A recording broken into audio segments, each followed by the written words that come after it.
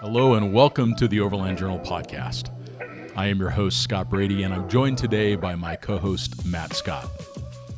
For today's episode, we go into the principles of overlanding. Now, this was a list of 30 principles that I put together and posted to my Twitter account, Scott_Brady. This was a list of insights and attributes of overlanding that I've been gathering over the last couple decades. I would write them down in a notebook, and I finally had the time during the COVID lockdown to assemble all of these thoughts into 30 principles. I actually wrote these principles when I was crossing the Pacific Ocean in a sailboat. I had a lot of time on my hands to really think about the fundamentals of this pursuit that we're all so passionate about. We talk about in the podcast the fact that this is not end-all be-all. These are not rules. These are not regulations of overlanding. These are just the things that I've learned the hard way through a lot of mistakes and through a lot of blunders and getting stuck. And I'm hopeful that those insights might help you in your own travel. So please enjoy my conversation with Matt Scott on the principles of overlanding. This content is brought to you by Overland Journal, our premium quality print publication. The magazine was founded in 2006 with the goal of providing independent equipment and vehicle reviews, along with the most stunning adventures and photography. We care deeply about the countries and cultures we visit and share our experiences freely with our readers. We also have zero advertorial policy and do not accept any advertiser compensation for our reviews. By subscribing to Overland Journal, you're helping to support our employee-owned and veteran-owned publication. Your support also provides resources and funding for content like you are watching or listening to right now. You can subscribe directly on our website at overlandjournal.com. So welcome to the podcast. We're going to talk through literally the principles of overlanding and At its most basic. So it's intentionally at its most basic, and a little bit of backstory. So I was traveling with Brian McVickers across the Pacific Ocean. We were on an expedition class sailboat. This was during COVID when the overlandy things were not possible, but the cross ocean things were. And I had a lot of time on the boat to think about the craft that my profession for the last 20 years. And it allowed me to kind of distill down the things that I've learned along the way. And I wrote these principles primarily on the sailboat. I did a lot of editing afterwards. The team was involved with providing a lot of feedback, including Graham Bell and Stefan Edwards. Others provided some really, Ashley Giordano provided some great feedback that allowed me to refine the list. But the goal was to create what's called a Tweetstorm. So on Twitter, now X, there's a way to do a stream of tweets. There's 30 of them.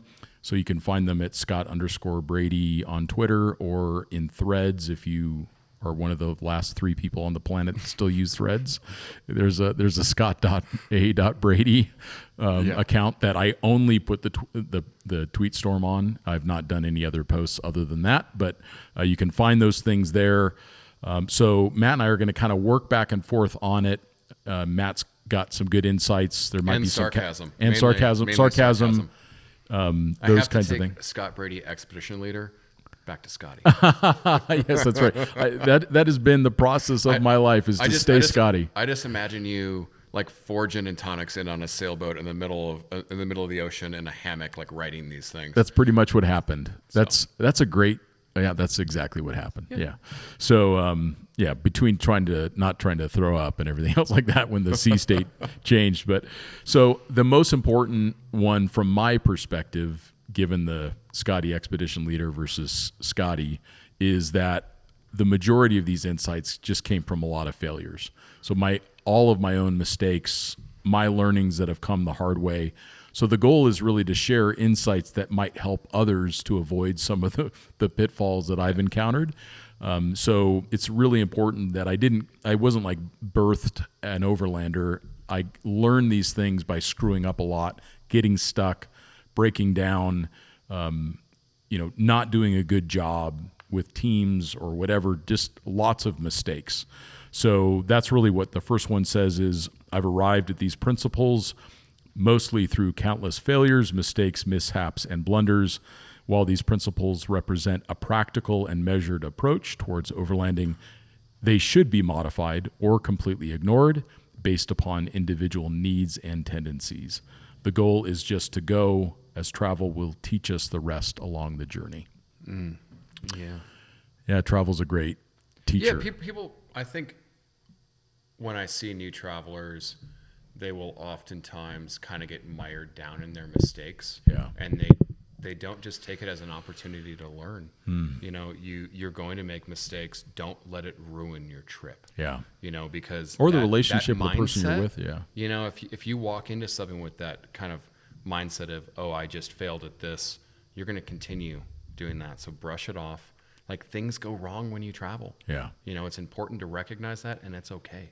And the most successful travelers that are far more successful than me, they'll all admit to many failures along the journey. And that's how we get a little bit better at it is by when we work out, our muscles hurt because we've done a little bit of damage, but we come away stronger from that. So it's the same thing with our travels. Number 2 is, and this is the intent of number 2 is to kind of define what overlanding is. So overlanding is vehicle-based adventure travel. Adventure is an undertaking with an unknown outcome, and travel is a journey, especially to a distant or unfamiliar place. So by saying overlanding is vehicle-based adventure travel, it's the most concise yet most constructive definition of that. That definition came to many years ago, a combination of Graham Jackson and Jonathan Hansen and myself. We sat down and we kind of put together what we thought was a reasonable definition. We've stuck with it even 20 years later. So that kind of helps framework. And the next one is, because there's a lot of feedback that we get, a lot of feedback that Matt and I both get, that overlanding is too expensive. And I think that the public-facing version of overlanding is too expensive, but there's lots 100%. Of people traveling around the world that aren't spending a lot of money on fancy gear. There's lots of people who don't travel that spend money on fancy gear. And we're also not always the best representation of that. Yeah. I think to call ourselves out, we always try and say that is, some of the things that Scott and I do not reflect what you should do. Yep. And do not reflect what the majority of real travelers do. Yep. We get access to things that we're privileged to have access to, and they're not necessary in order to travel. Yeah, spoiled brats. There you go. That's good. I've definitely been a spoiled brat for sure. And overlanding doesn't need to be expensive. So the example here is motorcycle travelers that have explored the globe for less than $22 a day on average. That's actually a friend of mine, Stefano Melgrati. He kept track of every expense that he had traveling the length of Europe, the length of Africa, and then riding his motorcycle all the way up South America, Central America, and North America back to Alaska. He used a Yamaha 250. It's a very simple bike, very fuel-efficient motorcycle. It gets almost 70 miles to the gallon. He camped most nights, and he told me that most days he only had one meal. Now, he looked great. Like, he looked fit and healthy because he wasn't overeating. He wasn't on the standard American diet. So, and he was incredibly happy and joyful of his experience. So it's a reminder that dollars spent do not translate into necessarily joy, a positive or happiness or a positive experience. So it's about going in the way that you're most comfortable. So it's possible to get an inexpensive motorcycle, travel around the world on $22 a day. So, which is pretty amazing. If you think about it, that's a couple years for 10 grand. I could not do that. But isn't it cool that, like, if you really wanted to, you could? Yeah, I mean, I think you could check out tomorrow and say, we're going to go. There's always, like, the priorities in life, and we talk about that a lot. If your priority is travel and that's what you want to dedicate yourself to, like, it can be done. It can be done. It's going to be a little uncomfortable sometimes. Yeah, and he had plenty of uncomfortable nights where he was camped next to a road or in a gas station parking lot. All right, number 4, overlanding is not synonymous with car camping or off-roading. It is possible to drive around the world without a single mile of dirt or a night of camping. Yeah. So we have seen a lot of positioning of overlanding in recent years, which is really kind of the off-road market attempting to latch a hold of this new growing segment by showing that you've got to go off-road to go overlanding, or you got to be camping to go overlanding.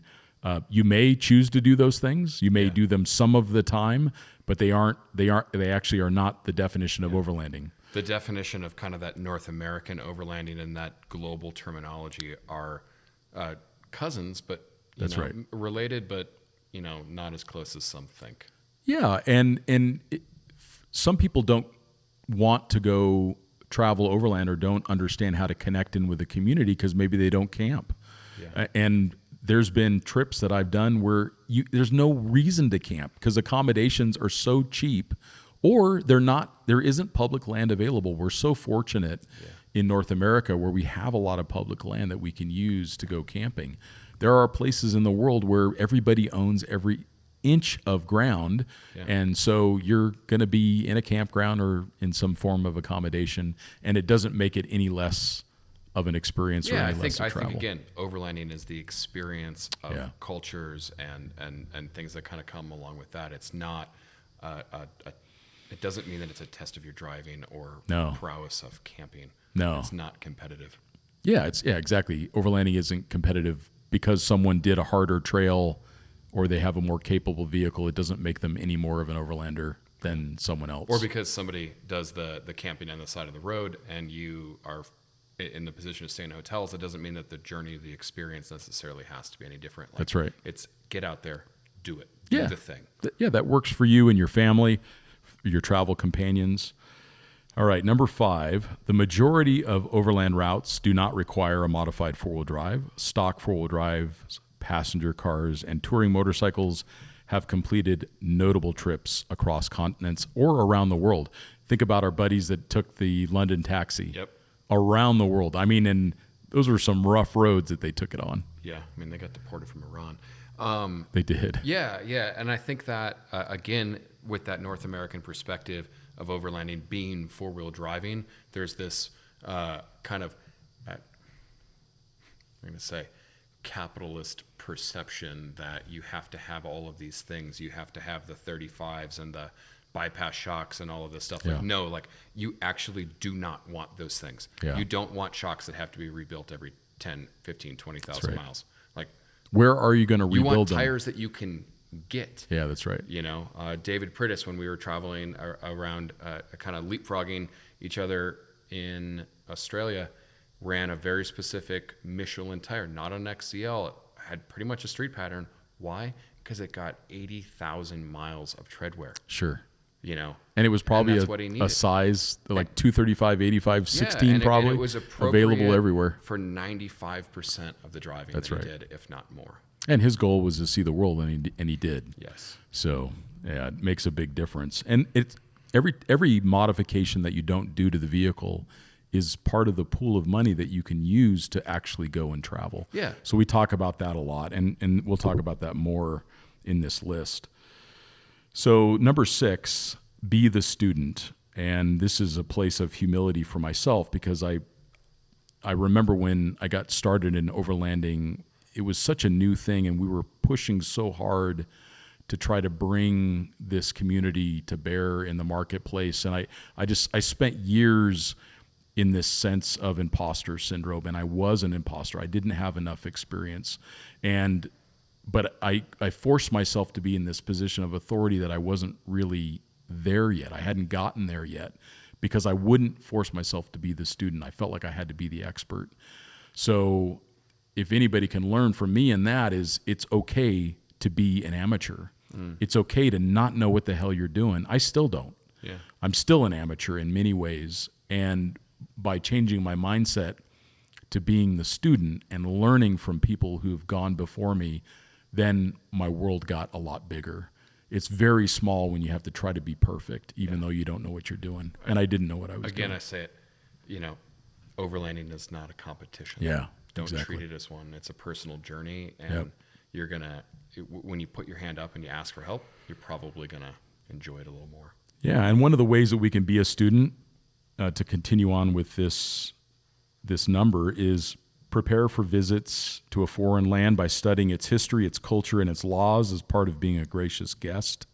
At a minimum, learn to say basic salutation in the host country language and attempt to speak the native tongue is a gesture of respect.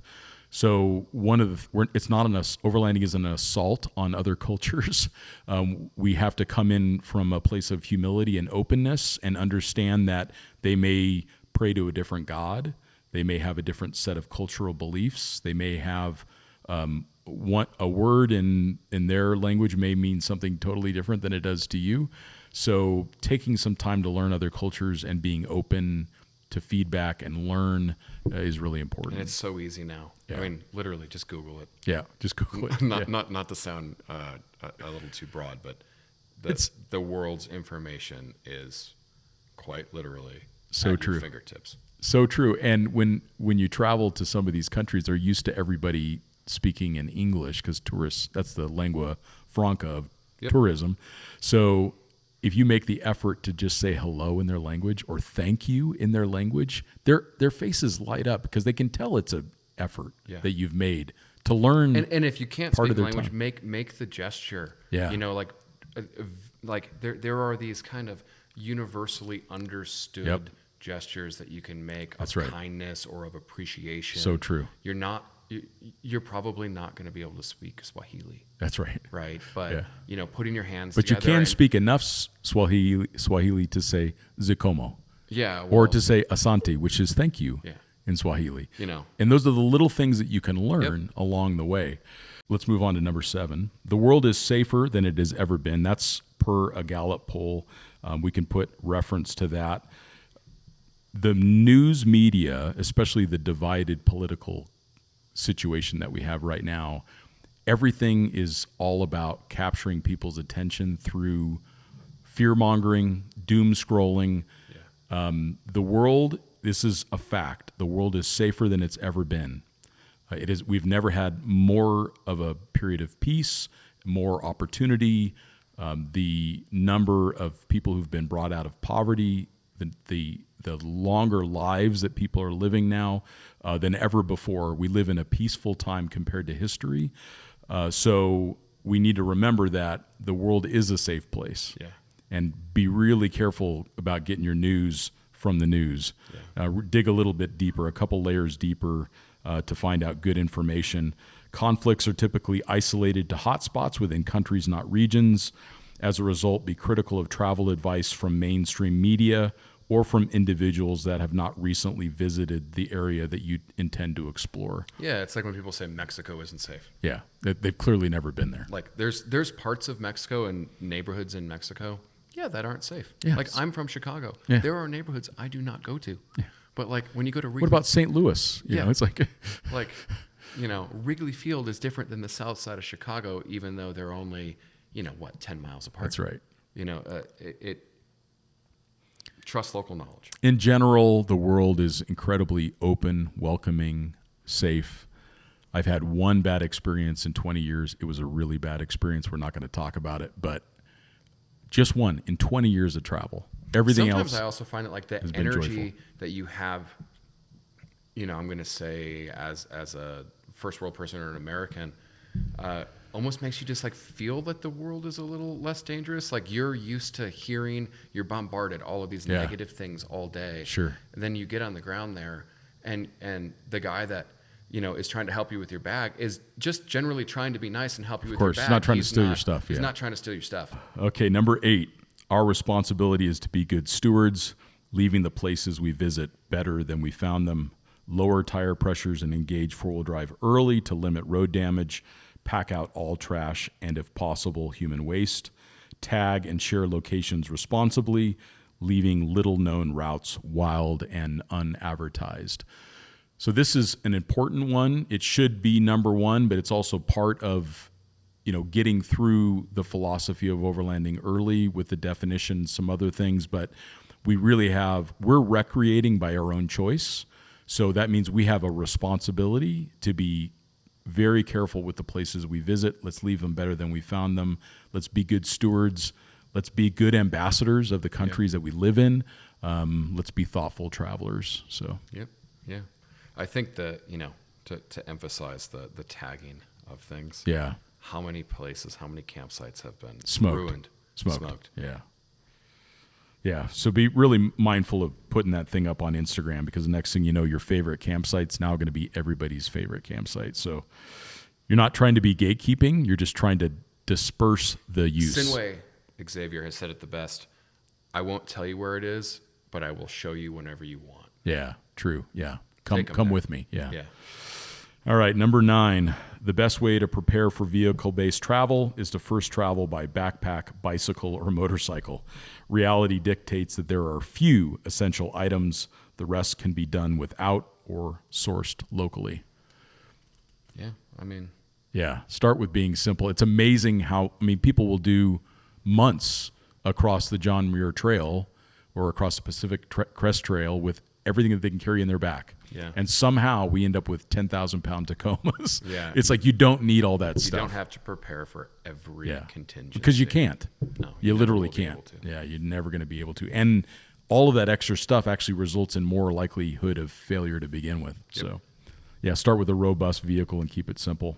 All right, number 10, engage with your companions to determine their wants, needs, and travel goals.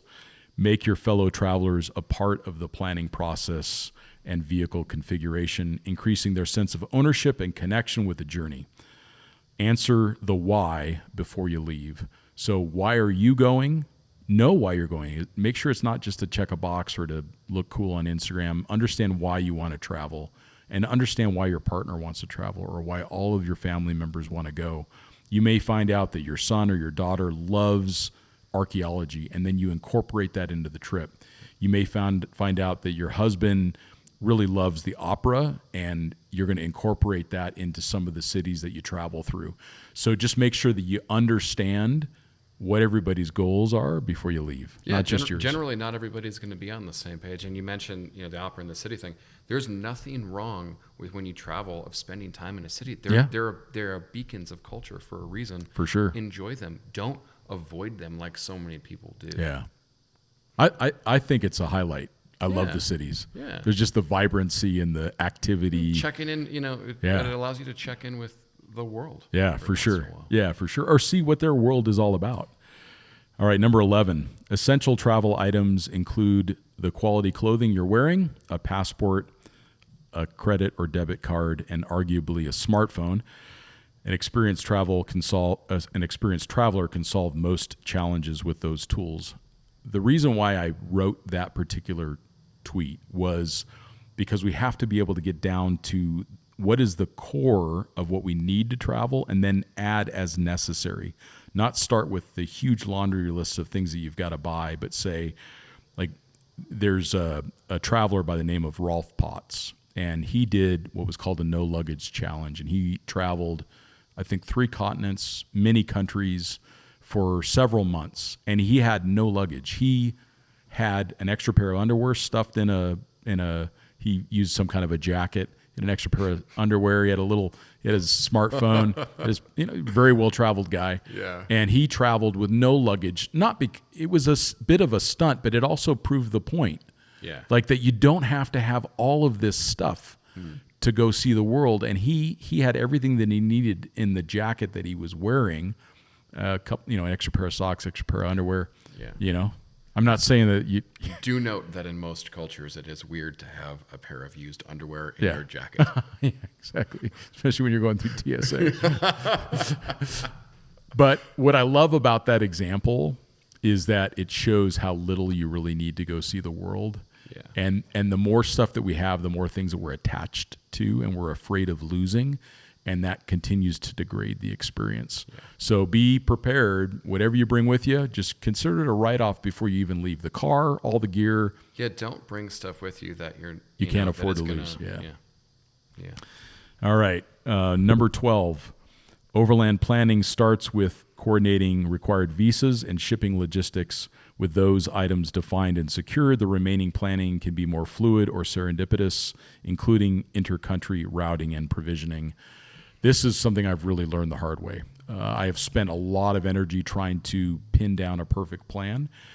With Expedition 7, sometimes we had to. Yeah. So I spent an enormous amount of energy making sure that that the trains ran on time, which took 10 times more energy and 10 times more money than if you allow for a little bit of serendipity and flexibility.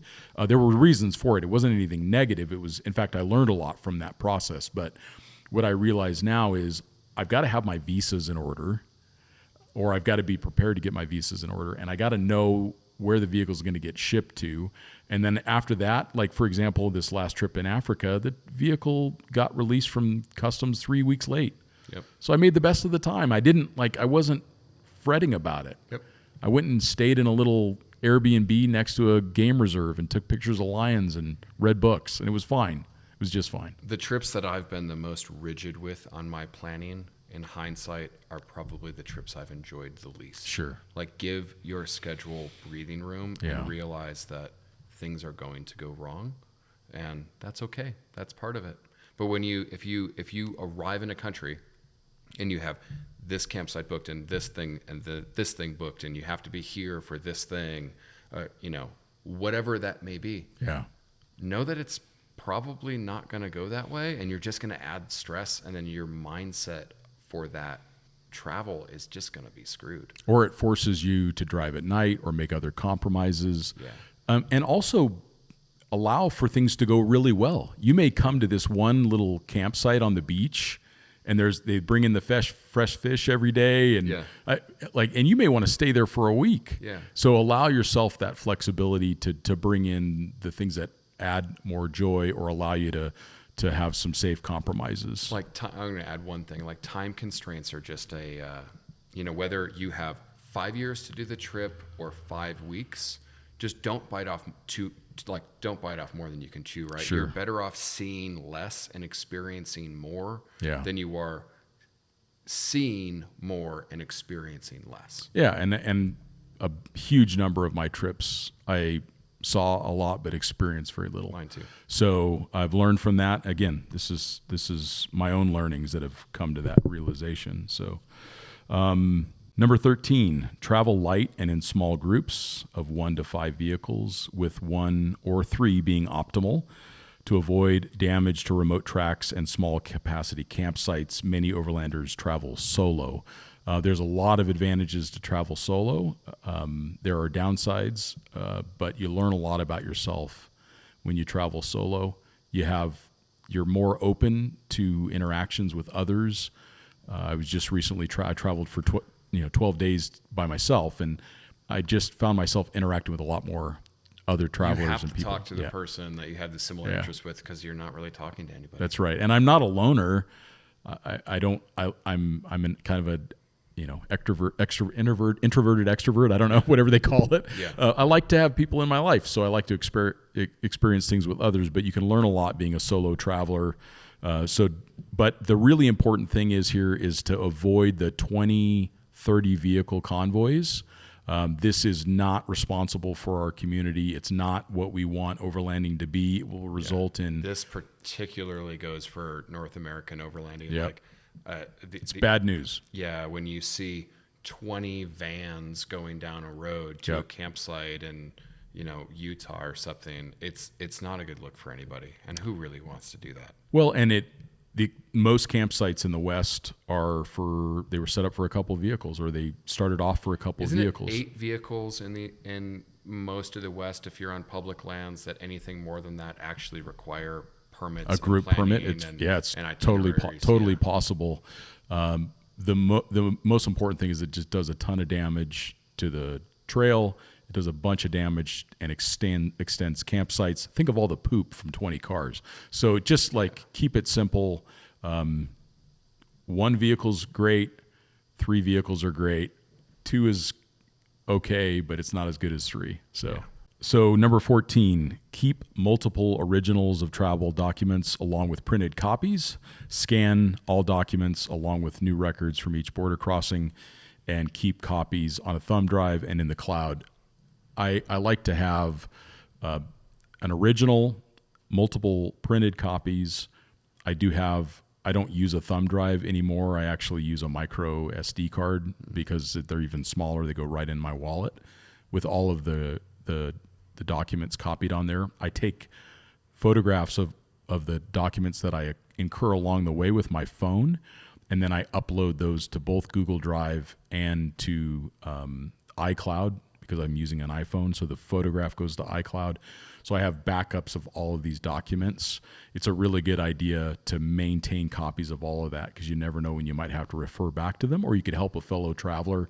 But you really want to have those extra copies.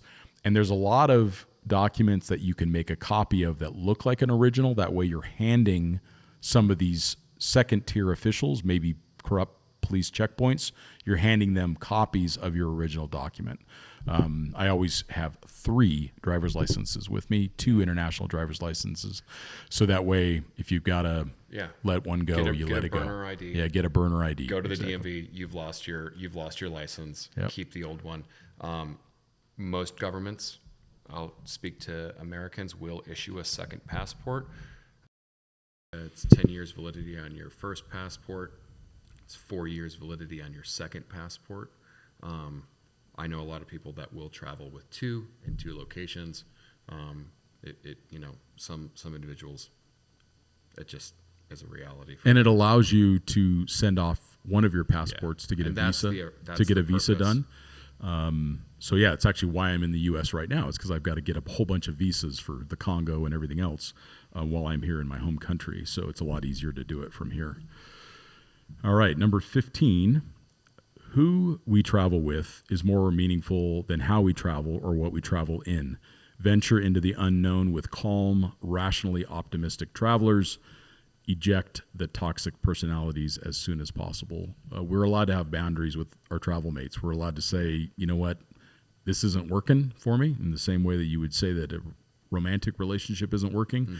Mm-hmm. We're gonna go our separate ways. Don't stay in a situation that you don't feel comfortable or you don't feel safe or you don't feel heard, because when things really go bad, you need to be able to, your life may count on those people.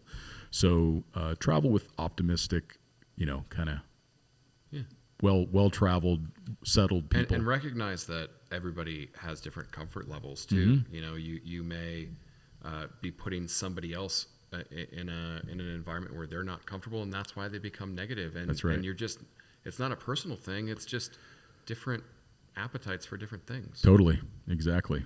All right. Number 16, recognize the planning fallacy when estimating travel distance and time. Plan for fewer miles traveled due to road closures, mechanical issues, fuel availability, driver fatigue, serendipity, and more. Expect that travel will not go as planned and you will never be disappointed. We talked about this a little bit a few minutes ago. I think that stands on its own. So. Yeah, like the scale of travel time in your mind, say as a North American, you look and you're like, oh, cool, I could drive across this state in a day. It's not reality. No. It is might take 7 days. And what Google Maps says outside of the U.S., do not take that as gospel. That's right. Or even the route as gospel. Yeah. Because people have gotten themselves into a whole bunch of trouble. You end up in the wrong favela because you follow Google Maps. So really, make sure you know where you're going. Be mindful about that. Okay, number 17, training before tools. Enhancing vehicle capability through modifications is often more expensive and ultimately less effective than achieving the same result through driver training. Driver training doesn't necessarily have to be paid for. There's a lot of training available at events like the Overland Expo. You can become part of a local four-wheel drive club and learn a lot. You can find other experienced travelers that might be willing to share their information with you. But focus on getting training first, and then only add the modifications that you feel like you really need. Less is always going to be more. Yeah, exactly. And oftentimes when you leave there's people around. There's everywhere I always go. There's always people that can help you, and don't be afraid to ask. You don't have to be this, wild Thornberry's expedition vehicle thing Right. that, you know, can pick itself up and fly. Like that's just never reality. Totally. And it's kind of fun to get stuck every once in a while. I mean, like, don't take it all so seriously, for sure. Okay, so number 18, the driver's primary responsibility is occupant safety, followed immediately by mechanical sympathy, which preserves the vehicle and equipment. All age-appropriate occupants should be trained on vehicle operations and systems. Those that you're traveling with need to be able to drive the vehicle, need to be able to recover the vehicle, need to be able to operate all of the systems of the vehicle. Imagine if you're knocked unconscious, you break your leg, if you need to be evacuated and they have to get the vehicle to the next place or meet up with you later. Everybody needs to know how to operate the vehicle. And when you're driving, stay off your phone, especially when you're in other countries. That you have a responsibility not to run kids over, and the kids are running everywhere. So stay off your phone, slow down. It's not a competition. Keep an eye on your driver. If they're getting fatigued, force them to swap out or force them to stop.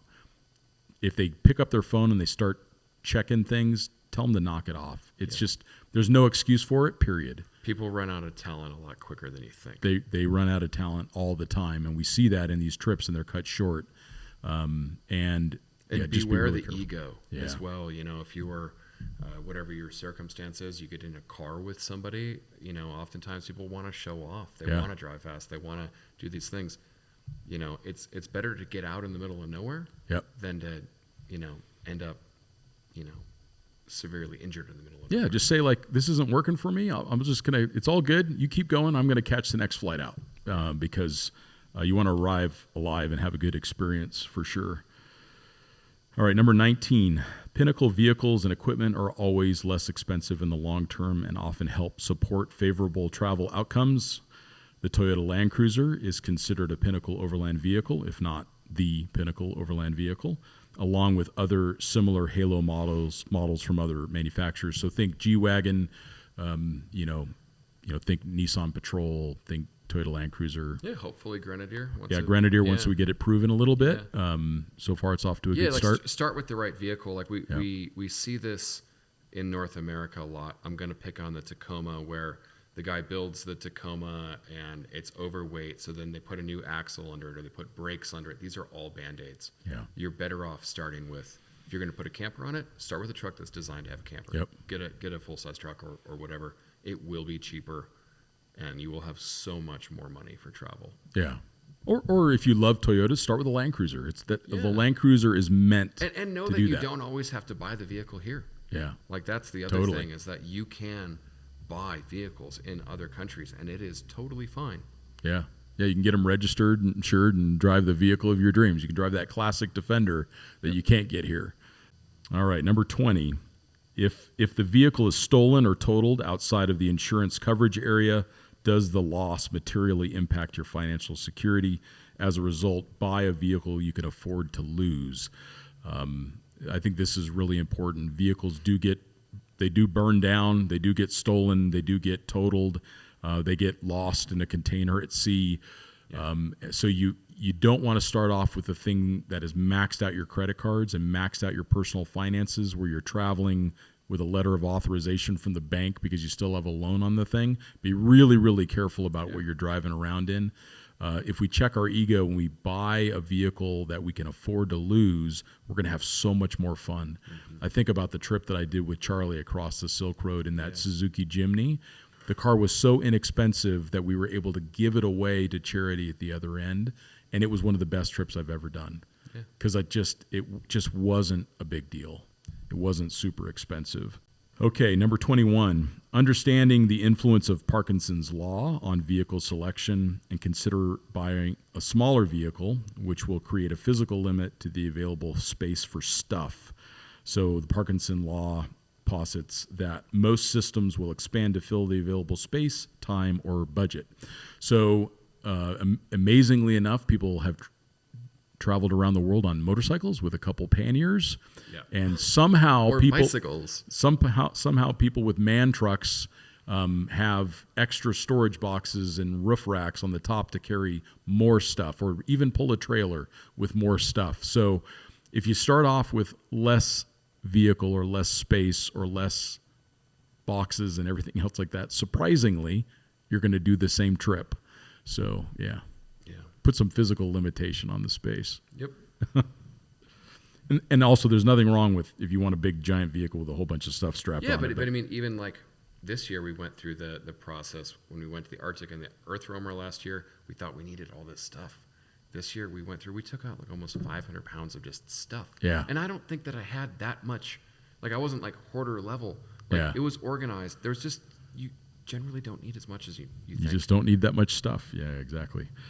And which directly relates to number 22. Weight is the enemy of vehicle safety, durability, and performance. Know the vehicle's payload and roof load limit and do not exceed those. Reduce that limit by 10% for each additional 30 millimeters of lift or increase in tire diameter. So we really want to keep these things under gross vehicle mass. It affects their performance in the mud, in the sand. The heavier these vehicles get, even if they've got all the lockers and all the cool tires and everything else like that, the heavier the car is, the poorer it's going to perform. Yeah. So keep the vehicle light for sure. There's a reason why we harp on about gross vehicle weight. That's right. It makes a big difference. All right, number 23. This is one that I wrote to myself as a reminder. Simple vehicle equals happy travels.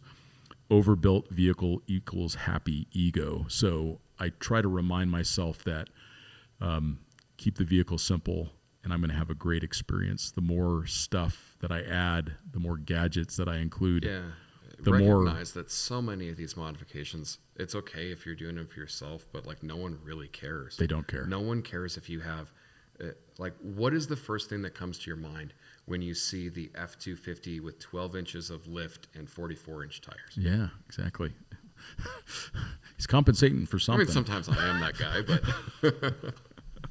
All right. So number 24, consider the 80-20 rule. 80% of the Overlander's budget should be spent on the travel, and only 20% should be spent on the vehicle and modifications. I have found that the closer that I stay to that 80-20 rule, so that's the Pareto principle, it tends to play out in most human endeavors. We really want to focus on, if we want to be travelers, we need to focus 80% of our energy, 80% of our time, 80% of our funds on the experience itself, and only 20% of it, time, budget, etc., on the gear and the things. The only place where I would maybe disagree with that respectfully is like, let's talk about no, the it's man good to trucks, disagree. the expedition vehicles and things like that. Because they can afford to it. Yeah, but I often find sometimes, though, the way we travel is that you're less likely to need that night in the hotel. Sometimes the investment in shelter can actually make the trip a little bit more enjoyable, and actually your day-to-day costs can go down. No question. Sometimes. That's actually that's a really good point. So you're right. I should append that with the caveat of if you are not budget constrained. Yeah. So if someone is being mindful of their budget, that's where this applies the 100%. most. Whereas if the man truck is a rounding error in their personal wealth, then it really doesn't matter how expensive the vehicle is or how expensive the travel is.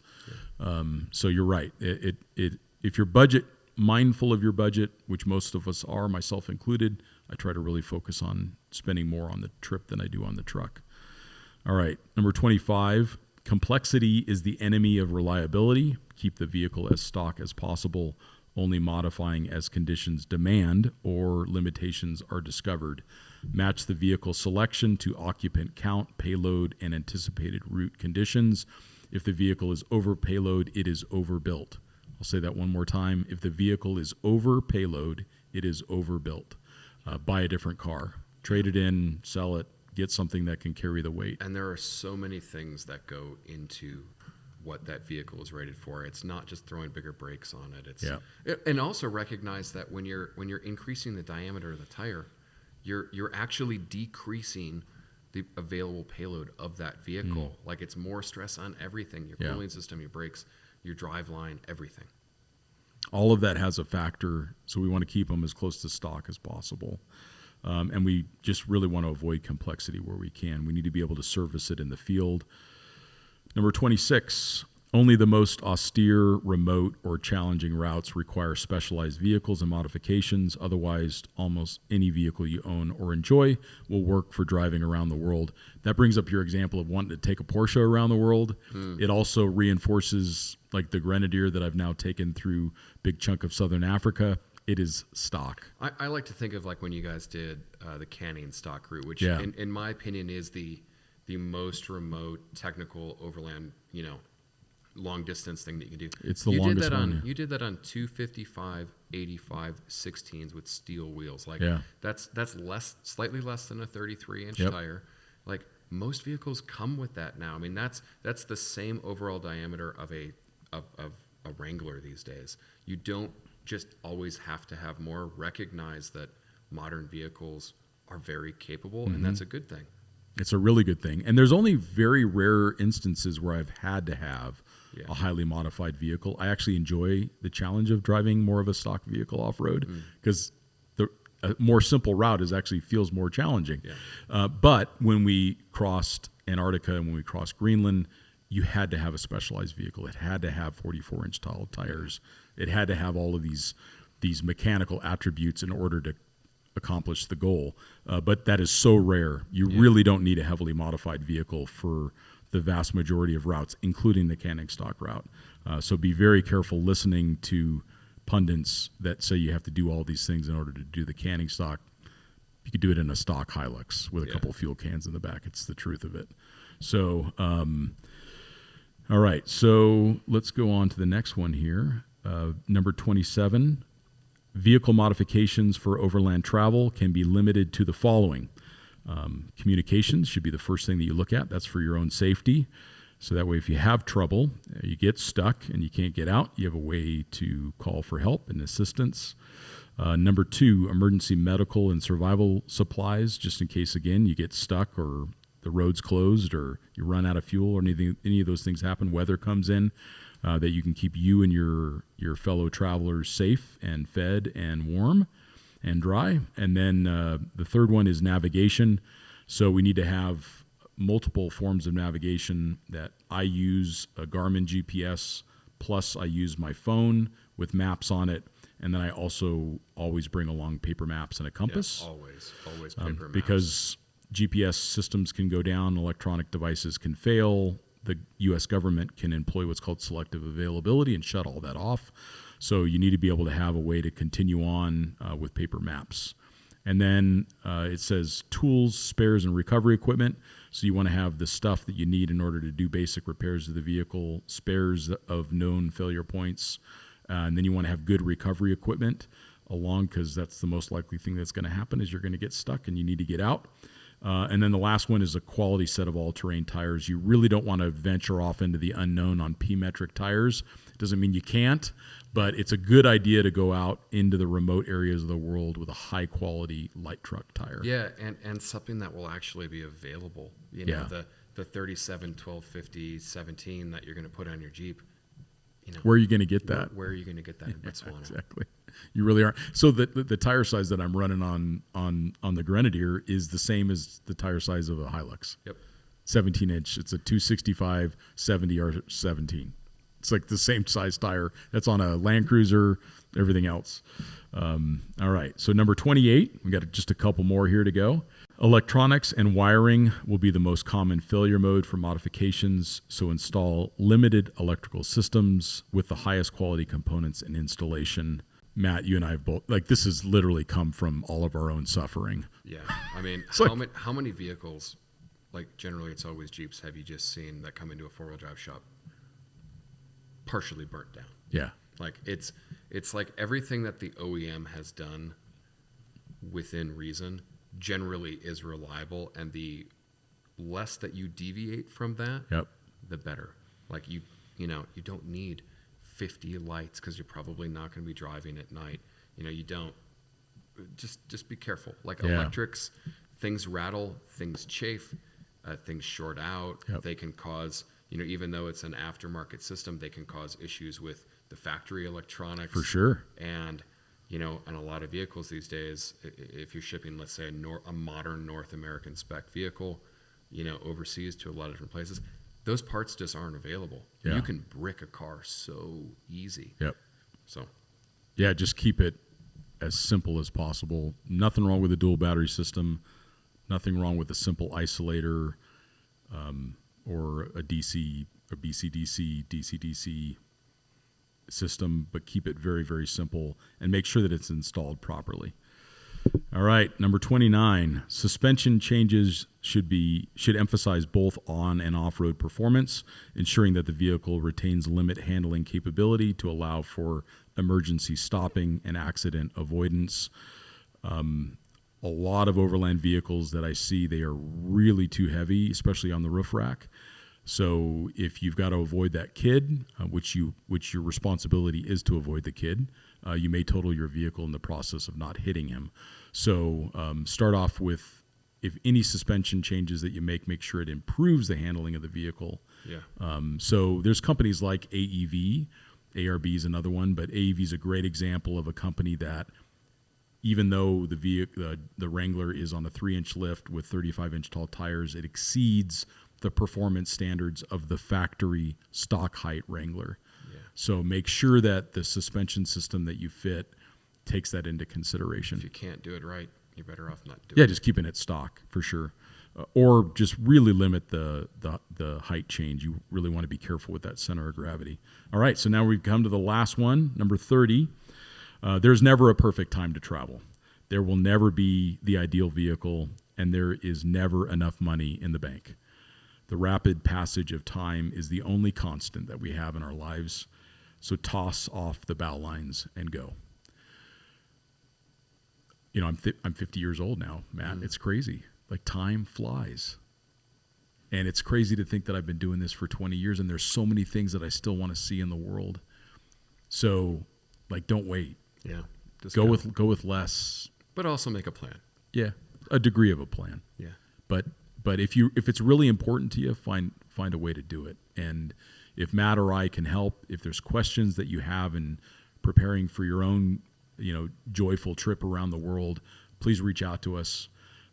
Matt's available as Matt Explorer on Instagram. I'm scott.a.brady on Instagram. Please feel free to reach out if you've got questions, something that we can help with, something that we've learned from throughout our travels. But Yeah. You can't take money and you can't take your career into the grave. that's right. Yeah, that's right. And we don't know what tomorrow brings. We really only have today. So let's try to do the things that we really want. Experiences that we want to have with people that we love. That's kind of the cornerstone of all of it. So thanks for listening to our Tweetstorm, to my mindful, The brain of Scotty. my mindful meanderings from the middle of the Pacific Ocean. If there's any feedback you've got or things that you think we need to add, we forgot about, please send them over and we'll make some adjustments. So we thank you all, and thanks, Matt, for your feedback too. Yeah, Thanks for being here. sarcasm. You did. It was good. Some snark. So, well, we thank you all for listening, and we'll talk to you next time.